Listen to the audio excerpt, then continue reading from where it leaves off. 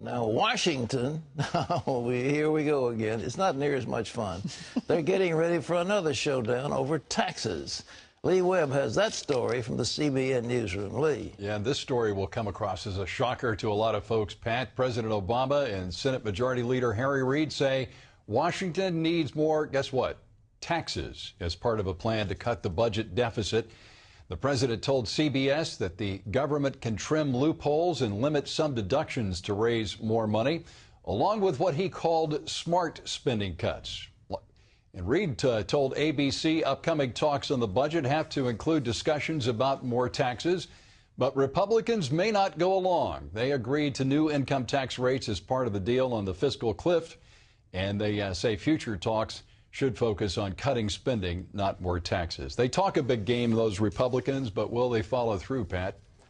Former Secretary of State James Baker had a op-ed piece that I thought was very brilliant. He said, sure, you can raise taxes, but the other guys have got to agree to spending cuts, and the minute the spending cuts aren't put in place, you put the tax rates back up again.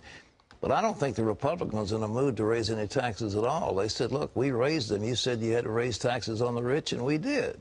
So we did what you asked for. We're not going to give you any more.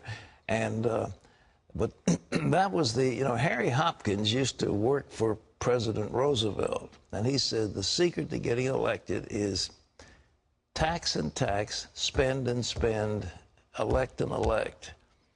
You tax, spend, and get elected. So the people are looking for some money, and this time, though, it's going to be out of their own pocket, and I think the American people won't like it much. But, oh, man, get ready for a lot of mess. The Super Bowl was child's play compared to what they're going to be doing. Lee.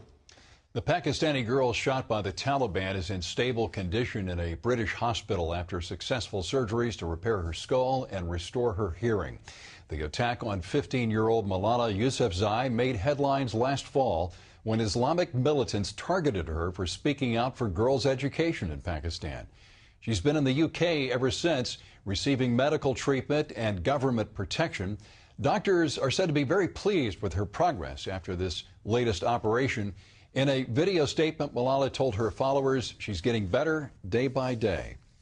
President Obama says gays should be allowed in the Boy Scouts of America. Last week, the group announced it may end its ban on gay scouts as well as leaders.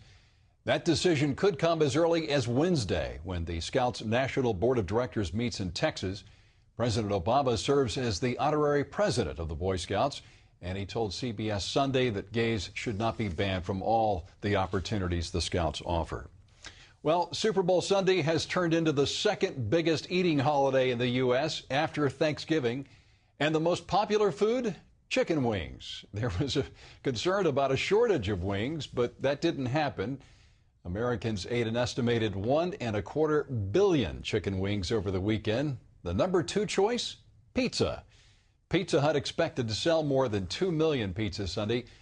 That, by the way, is about 23 million feet of pizza. Forbes magazine points out that's enough pizza to cross the Golden Gate Bridge more than 1,200 times.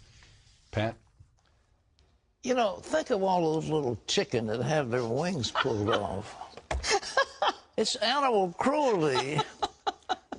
Join PETA, I'm leaving town. Millions of little chickens don't have any wings anymore. But those numbers are they sort of take your appetite away, don't they? Oh, man. But that's the #1 snack now is chicken wings. I don't mind chicken wings. Chicken wings have little teeny drumsticks, but what happens to the rest of the chicken? Well, people eat it. I mean, they cut it up into other parts, Pat. I mean, they don't just pull those wings off those poor chickens. Oh, animal cruelty. The White House has reversed course and offered a compromise on the contraception mandate in Obamacare. Several religious organizations challenged the mandate in court. They say it forces religious employers to violate their religious beliefs by making them pay for contraceptives and even abortion-inducing drugs in their insurance plans. Under the new plan, female employees in religious organizations could still get free birth control, but employers would not have to pay for it. Instead, they could get a credit from the government. The compromise does not include businesses owned by religious employers like Hobby Lobby. The National Council of Catholic Bishops is studying the plan. The National Association of Evangelicals rejected it. CBN is helping provide fresh water to people in India. Last year alone, close to 400 new wells were dug in India, typically in the poorest, most remote areas of that country. CBN's well program is able to offer clean water to more than 170,000 people living in India. The program often partners with local pastors there, providing them with opportunities to minister and evangelize through those wells.